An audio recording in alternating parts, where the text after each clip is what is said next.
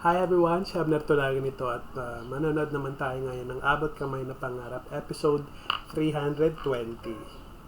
Dok, tinitignan ko kung Sa maganda yung nakarang, tama ng ilaw kay Annalyn. Tapatin mo nga ako, Dok. Sa nakarang episode ng Abot Kamay na Pangarap, nakita natin yung dalawang parallel na story. Yung kwento ng ni Lynette sa pagitan ng dalawang lalaking nagmamahal sa kanya at yung isa ay si Carlos na current boyfriend ni Lynette at yung pangalawa naman ay si RJ ang naging tatay ng kanyang anak na parang nagkakagusto ulit sa kanya ngayon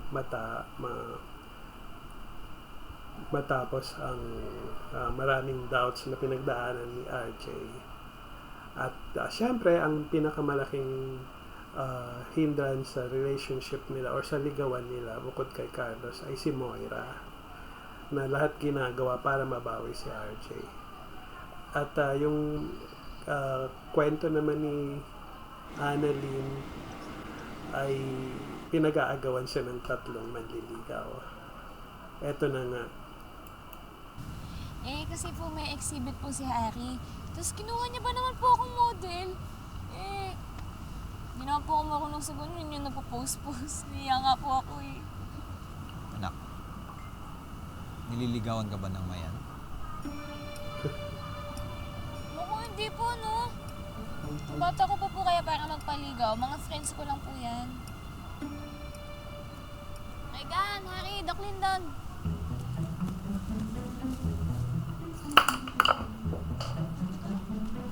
Ang kukulit. Para po malinaw. Tay, mga kaibigan ko po. Gandang hapon po. Good afternoon, Doc. Magandang hapon po, Dok. Dok, may exhibit po pala ako. Kapag gusto niyo po sumama, pwede po kayo pumunta. Ay, VIP rin po kayo. Dok, kung may papaayos kayo o may utos kayo, sabihan niyo lang po ako Bibigay ko po sa inyo yung number ko. Thank you, Harry. Bigyan mo na lang sa akin yung details. Kasi, Mauna na ako sa iyo, anak, ha? Total, hindi kita maihatid sa inyo.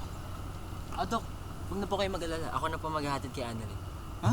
Ano ikaw maghahatid? Di naman kayo close sa pamilya ni Annalyn, Kami, close kami ni Lola Susan tsaka ni Tita Lynette. Ganun, Bakit? May sasakyan ka ba? Meron. Oh. Merong Saan? taxi sa labas. Kasi ba't mo pa siya taxi?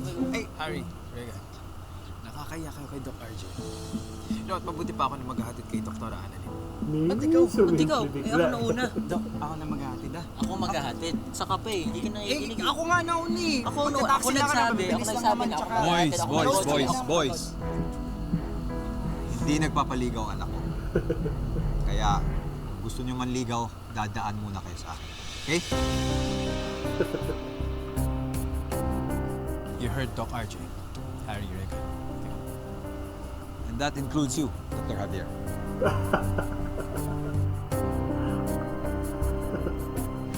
Doc, hindi ako naliligaw kay Dr. Annalyn. We're just colleagues. Good. Nakakatawa yung nung tatlong guys. Yung dalawang sobrang kulit tapos may isang doktor na sobrang refined. Pero butata pa rin sa tatay. Paano, anak? Mauna na ako. Sigurado ka ba? Okay ka lang dito sa tatlong? Naman, Tay! Pagpumpugin ko pa po mga ulo ng mga yan Okay lang po ako, Tay. Sige. Dito ko, ha? Bye-bye. Take care. Doc. Takot kayo, no? Dadaldal kasi. Kala nyo, Tara na nga. Dami mo sinasabi. Hoy!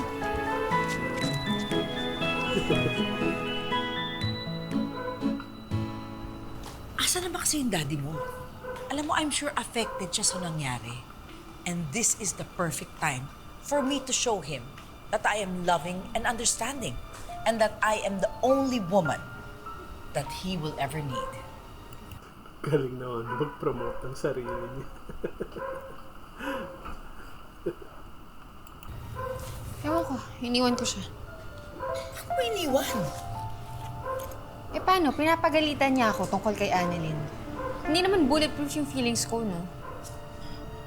Teka, hindi naman kaya pumunta ang daddy mo kay Annalyn para magpatulong na mapatawad siya ni Lynette?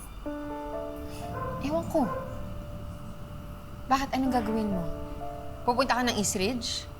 But of course, sayang lahat ng ginawa namin ni Carlos kung magkakaayos din sila agad. Pwede ba, Mom? Tigilan mo na si Daddy. Alam mo, kaya lalo siyang lumalayo sa'yo eh, dahil napaka-war freak mo. Ako na bahala maghanap sa kanya.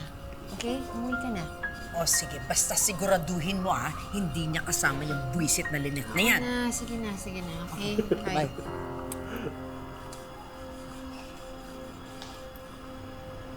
Ayaw paawat. Ang kulit. Ang kulit naman kontrabida sa teleserye. Guys, order lang kayo ha. Ako nang bahala. Libre ko na. Ha? Ba't ikaw? Bakit? Gusto mo ikaw man libre? Sinabi mo, libre ka na eh.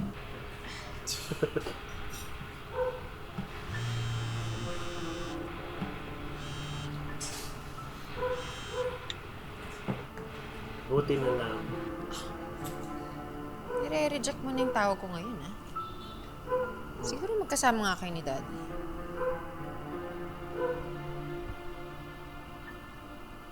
Huwag ka magpapekto dyan. Teka, sino bang pwedeng kasama ni Annalyn?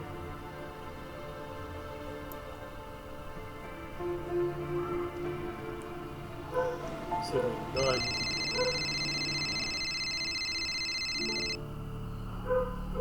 Guys, may tumatawag lang. Babalik ako. Order lang kayo. Okay? Sure. Thank you. Wala. Entertain niya. Tinago niya yung call. Kina Annalyn. Hello, Harry? Bakit, Zoe? Magkasama ba kayo ni Annalyn? Oo. Kasama niyo ba si Daddy? Oo, kanina. Kanina, so hindi na ngayon. Alam mo ba kung nasan si Daddy? Ewan nga, hindi ko nga alam. Ang tipid mo naman magsalita. Nasaan kayo? Pwede bang pumunta ako dyan? Kailangan ko lang makausap si Annalyn about kay Daddy. Ang kulit, Please? Ay, bakit mo ibibigay? Sana mo ibibigay? Kaya na. Sarap!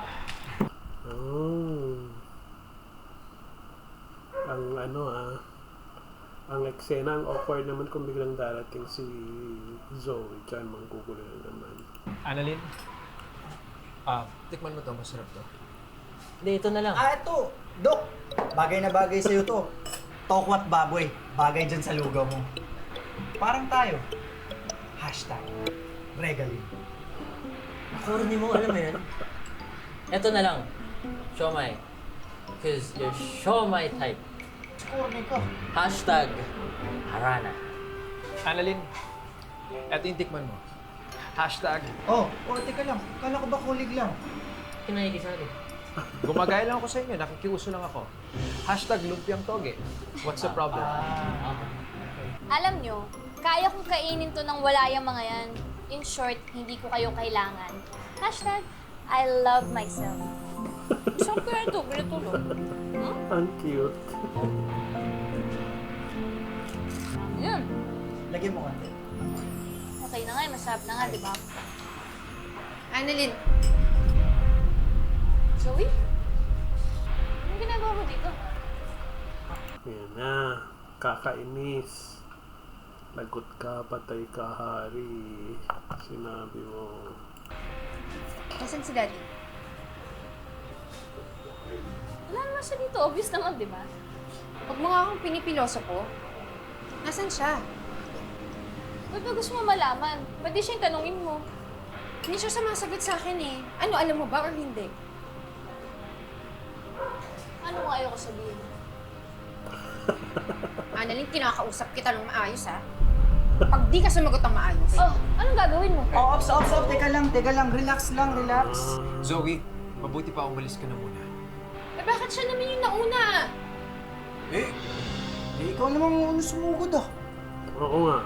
Anong sumugod? Eh tinatanong ko lang naman kung nasan si Eh, ba't ka pupunta dyan? Wala ka namang kinalaman dyan. Tsaka ayaw ka nang sagutin eh. Daddy. Ayaw niya lang sumagot.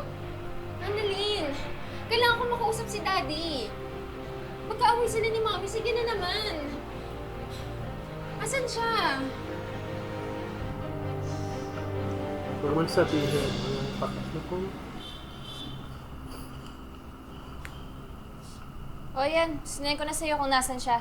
Okay ka na? Pwede ka na umalis. Shopee free ship! Salamat. Sana hindi na lang niya binigay. Paano kaya nalaman ni Zoe na nandito tayo? I told her. Annalyn, I'm sorry. Naawa lang ako sa kanya. Team Zoe pala to eh. May pa-hashtag harana ka pa. Hindi naman sa ganun. Basti din mo na yan, Doc. Sige na, kumain na lang tayo. Naawa nga. Ano sinasabi? Kain ka na.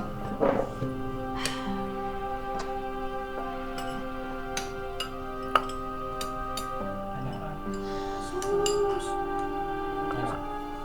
Ano sinabi? Ay, nako. Oo nga naman. Ba't niya sinabi? Tay, seryoso ka po ba dyan sa sinasabi mo? Bakit anak? Hindi mo ba pinangarap na mabuo yung pamilya natin? Kung alam mo lang po, pinangarap ko, matagal na. Pero tay, ako na po yung nakikiusap. Huwag yun na pong guluhin si nanay kasi masaya na po siya kay Doc Carlos.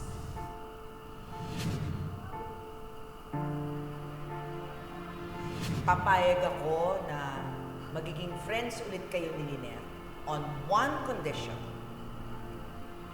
Titira na tayo sa Amerika and we are leaving today. I can't believe that you would give me that ultimatum. Hindi ako alis. Hindi ako sasama sa'yo. Why?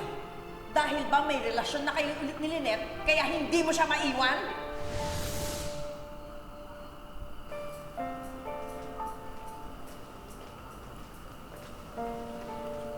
Ito naman, isang manggugulo na naman sa kanya. Mga buwisit tong dalawang mag-inanong pa sa kanya.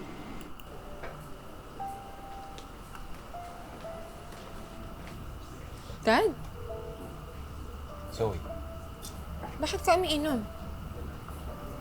how did you know I was here? Tinanong ko si Annalyn.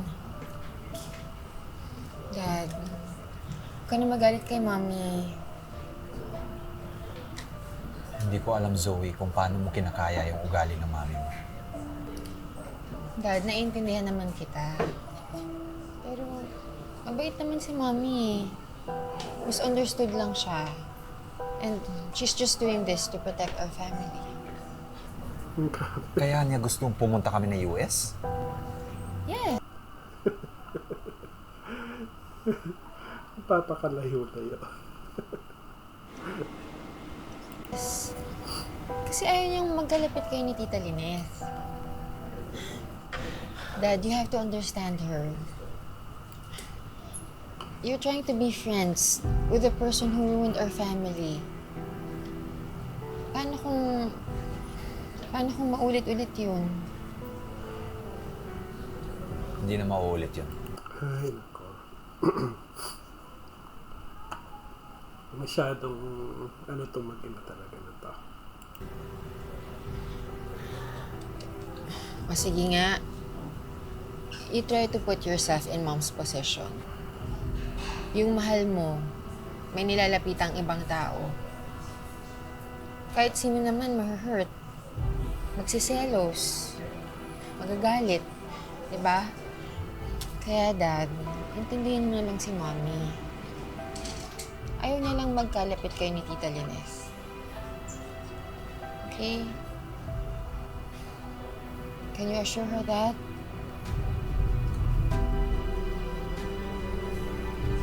Parang uto-uto itong si RJ.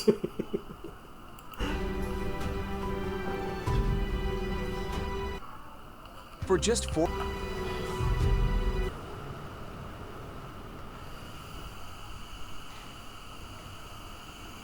Zoe! Robert! Robert!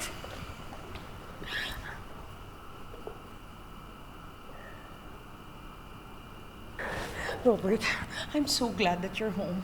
Alam mo, hindi na kita ipapressure. Hindi na natin kailangan pumunta na Amerika. Mabuti naman. Pero that doesn't mean we're okay. Robert naman, ano pa bang kailangan kong gawin? Baguhin mo ang ugali mo, Moira. Para maging okay tayo. Oo na, pero baka naman pwedeng hindi ka na makapagkita kay Lynette. Si Lynette ang dahilan why I go ballistic sometimes. Hindi, Moira. May ugali ka talaga. Ibang-iba. Ibang-iba kanino? Ano, kay Lynette? Si Lynette na naman?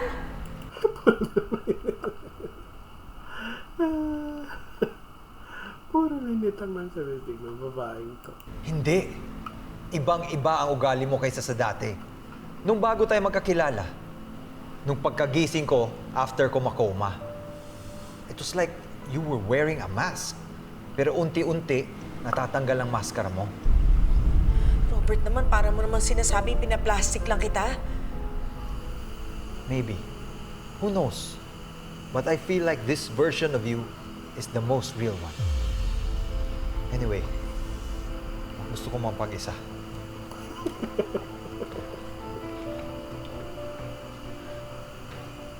Ano yun?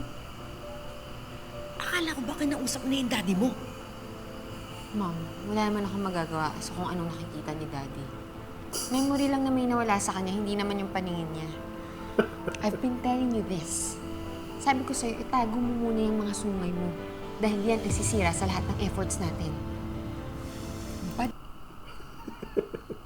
Ano kasi?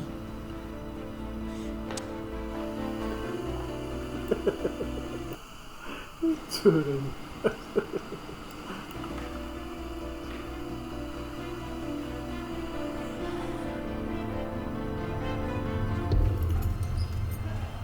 Kasama pa rin ng tatlo. Annalyn, sorry nga pala na sinabi ko kay Zoe kung nasan ka. Naawa lang talaga ako sa kanya eh. Kasi dapat hindi mo sinabi kay Zoe. Eh, nung nasa US nga sila ni Doc Annalyn, di ba, pinapahabol siya kay Doc RJ? Alam ko, kasama niya ako dun eh. Alam niyo, okay lang yun. Kasi may karapatan din si Zoe malaman kung nasan si tatay. Right mo talaga, Doc Annalyn. Hindi kagaya ni Harry. Ano? Na- Ano, tuloy mo. Ako kasi, may puso. Hindi tulad mo, ang tagal-tagal mo nang in-offer, hindi tinatanggap. Ayan, pabulok. Anong bulok? Eh, ako naman nauna sa pila eh. Nauna ka lang sa pila. Pero ang tanong, sino mas gusto ni Annalyn? Ako.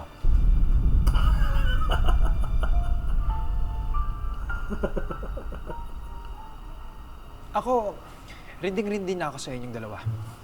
Tingnan mo, umuwi na si Dr. Annalyn. Ay, teka lang, di pa ako nag-uwi. Hey! Let her rest. Good night.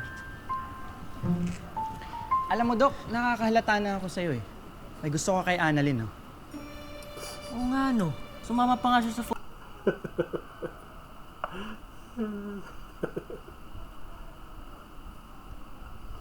Parang mga tao sila talaga. photoshoot kahit di siya invited eh. Pinipicturean niya pa nga si Annalyn eh. Ano? Oo! Habang pinipicturean mo, pinipicturean niya, tapos zino-zoom in niya pa nga yung mukha yung pinagmamasdan niya eh. Come to think of it, he even volunteered to drop her home. Sumama pa nga sa lugawan eh, kahit hindi naman iniimbita.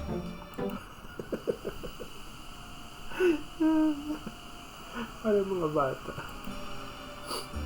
May gusto kay Annalyn, oh. Wait. What?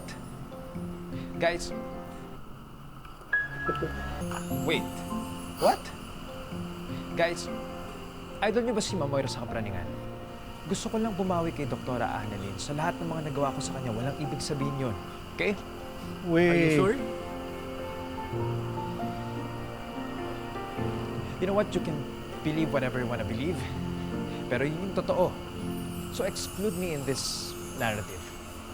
Good night. Daming halos ni Doc.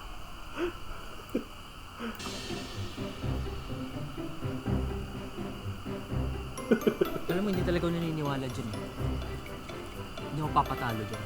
Abi, lalo na ako. O, teka lang, Dok. Di pa tayo tapos.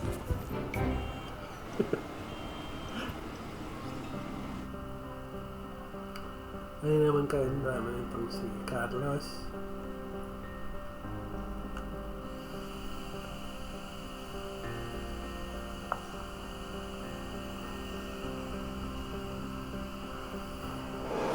Yeah. 30 na ganito. Yeah, 2 inches deep. Mas mabubuhay na. Pag hindi pa siya na buhay in 30 pumps, you do it again. Sigurado ako mapupusuan ni Carlos to. Lynette!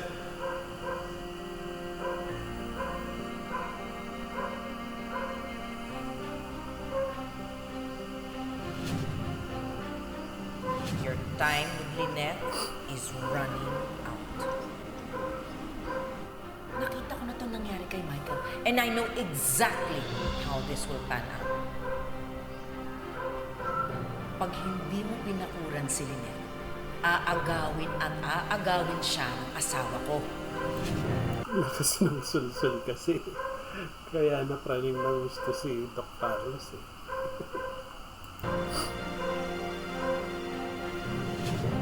Carlos, nothing is indestructible. Kaya nga, kailangan mo ng pandikit. Para pag nasira ang isang bagay, hindi maghihiwalay.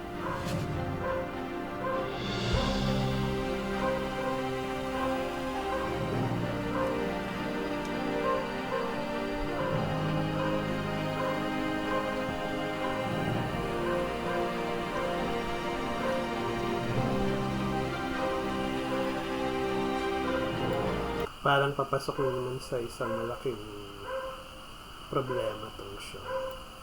Isang malaking conflict.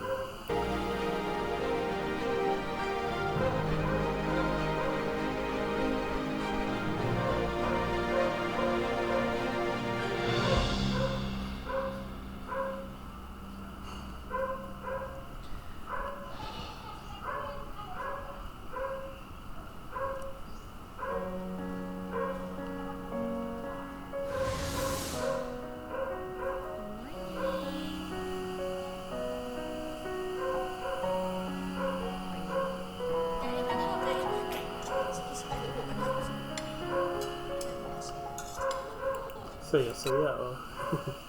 Na-imagine niyo yung happy family na kinaroroonan ni Lynette. Kung magkakasama sila.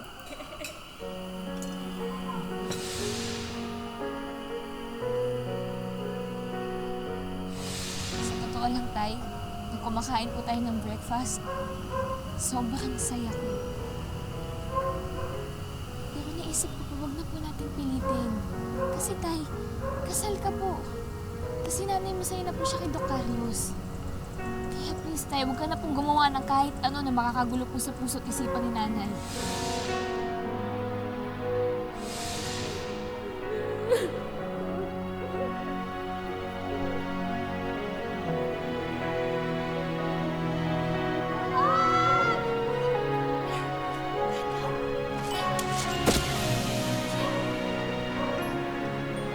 Yung mga anak mo, isipin mo!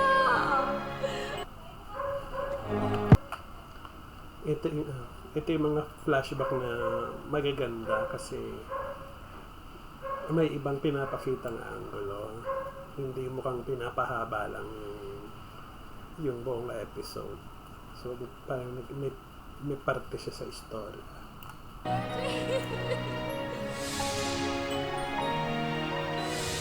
Hindi pa lumindol. Hindi ko maalala. At ikaw ang naalala ko, Lynette. Lynette, kung handa akong iwan si Moira para sa'yo, ibig sabihin, mahal na mahal kita. Ikaw ba, Lynette? Minahal mo ba ako?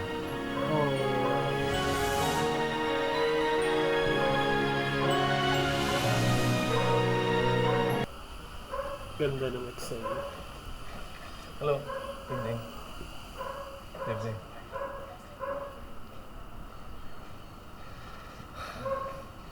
Hari, Dad, anong ginagawa mo dito? kakatapos lang ng shoot namin. Naisip ko nga na baka pwede na lang ako sa'yo sumabay. Oo naman, sige. May kukulang sa opisina. Dad, gusto ko lang pala magpasalamat for letting me do the exhibit. And sa lahat ng tulong na binigay mo sa akin. Anything for you, anak. Salamat. Pero meron akong gustong hingin pabor sa'yo. And it involves your exhibit.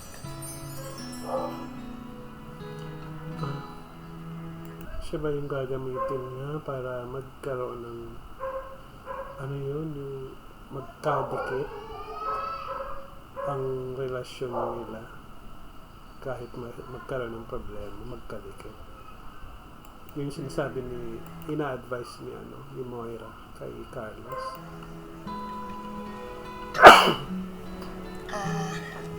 Hari, bakit? Sorry for that. Bakit puro mga pictures ko yung nandito?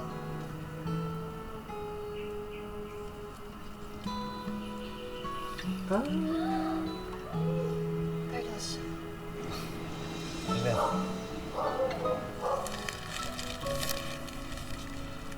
Dahil itong kwarto na to, ang laman ng puso ko. Lynette, mahal na mahal kita. At ikaw ang gustong kasama habang nabubuhay ako. Habang nabubuhay tayo.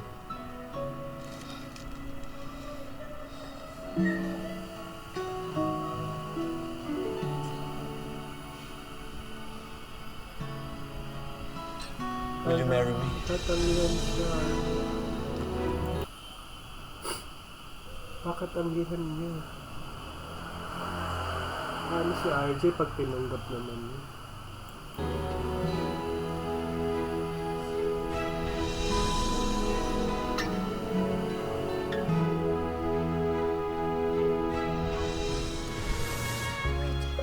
Doc Carlos just proposed to Tita Lynette.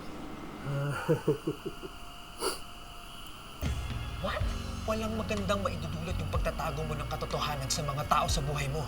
Lalo kang mahihirapan, lalong lalaki yung problema mo kapag nabisto ka nila. Believe me, ayoko lang magulong buhay namin lahat kung hindi mo sasabihin yung katotohanan. Ako ang magsasabi. What are you doing here? Pag wala na akong natanggap, sasabihin ko sa asawa mo lahat ng nalalaman ko. Doc, gusto ko maging ready ka. Ready saan? Dahil malapit mo nang malaman yung Malaman niyo? Ano yun? Ang nangyayari mukhang kaabang-abang na naman. Sabi ko rin yung mangyayaring something. So, parang hindi ko mabitawan tuloy yung paggawa ng reaction video dito sa show na to. Parang I think I will do the review dahil na-enjoy ko yung show. Ang dami mong natututunan sa life, sa pagsusulat, sa maraming bagay. Tapos at the same time, na-entertain ka ng gusto na napapasaya ka. Binubwisit ka ng mga characters na ayaw mong makasalubong pero gusto mo mapanood. Yun yung ginagawa sa atin ng Abot Kamay. So, yun lang po muna tayo. Hanggang dito na lang hanggang sa susunod na episode 321. Again, this is Amir Tulagan. Hanggang ngayon, 51 subscribers pa lang ako since I started. So please don't forget to subscribe to my YouTube channel kung ilan man kayo sa mga nakakapanood ngayon. The name of the channel is Panorth TV. Hindi pa South, hindi pa West, hindi pa East. It's Panorth TV. Bye!